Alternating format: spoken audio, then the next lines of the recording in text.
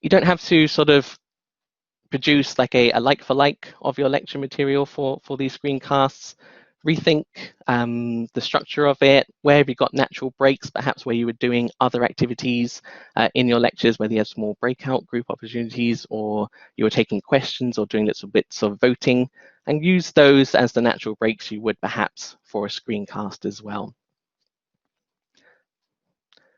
And it's probably better to avoid writing like a script. I think if everyone watched that sort of video earlier in the breakout groups activity, where that person was just reading off the slides and it was a little bit difficult to stay engaged with that, use your own natural presentation and dialogue to get the most out of your videos that you're making, your screencasts, and make it more engaging, hopefully, as well. They want to see you and they want to hear what you're talking about and not just what's written on a slide. So we're going to talk about directing students to actually view these videos, because I guess you've spent time recording the video, you've spent time uploading it to a streaming platform. How should you get students to actually watch and access the video? So we really do recommend that you embed videos into Blackboard or Canvas if you're using Canvas.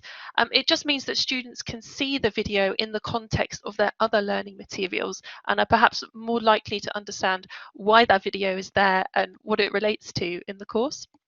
You could also consider releasing an announcement every time that you post a new video, and in Blackboard announcements particularly, you can actually link to the direct video or directly to the course area where that video is displayed, so students can, see the related content alongside the video. And I guess this is quite important because students might not want to sort of sign up to your streaming playlists. They perhaps expect their content to be primarily on Blackboard. So if you are using a streaming platform, really do think about embedding those videos into Blackboard where you can.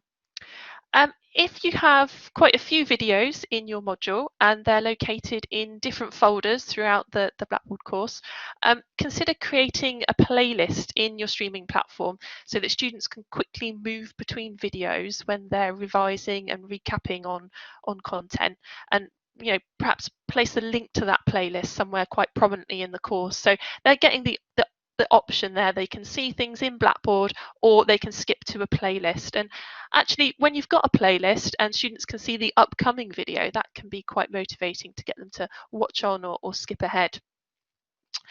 However, you could also consider using adaptive release in Blackboard to kind of time the release of videos. Maybe you don't want everything available all at once. You want to build a little bit of suspense about the videos that are coming out.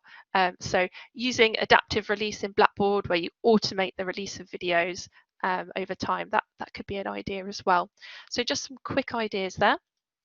And I'll move on to think about some activities that you can release when you are releasing videos to students. We've kind of covered a lot of these already. I think we've made it quite clear in the presentation that don't just rely on the video format. Think about activities you can design sort of alongside your videos to kind of engage students with that content. So we've got some ideas here. So if you're thinking about maybe quizzes alongside your videos, we have Microsoft Forms that you can embed into Blackboard. That's great for kind of informal quizzing. Or Blackboard tests themselves can be set to ungraded. So again, if you want students to kind of formatively sort of assess their understanding of a video, maybe a little quiz there. So in the synchronous environment though, where you're kind of live teaching, perhaps over a webinar, we've got the polling function that we showed today. Or maybe you're thinking about releasing something like a worksheet to help students frame their thinking about the video that you've created. So just to let you know that submission points in Blackboard can be set to ungraded if you wanted to have somewhere for students to post those types of worksheets. And if you're thinking about the live webinar scenario or face-to-face teaching, consider perhaps setting up Office 365 templates where students can co-author. We've got some other options on here as well, but I really do see that we're running out of time. So I will just skip on to the next slide.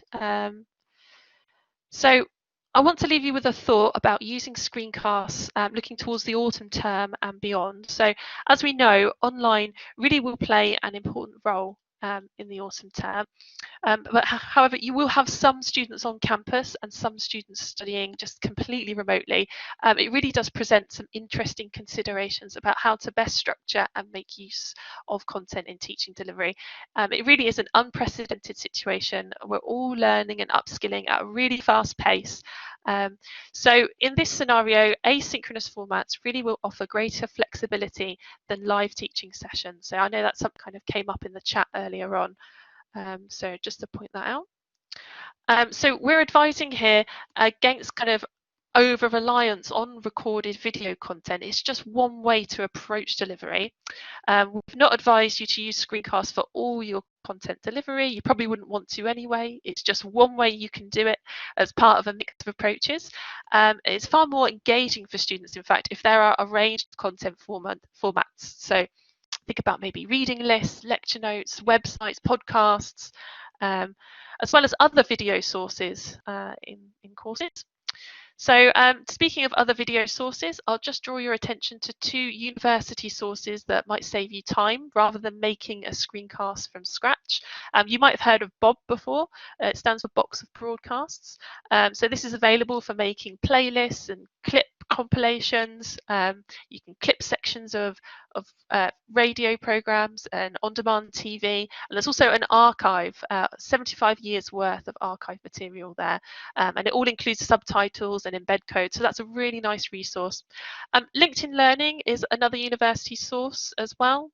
So that's got a whole range of online learning topics. You might want to direct students to specific videos there or video series for elements of your delivery. So I think I'm just saying that look out for suitable alternatives to making videos from scratch, because there really are some great resources out there.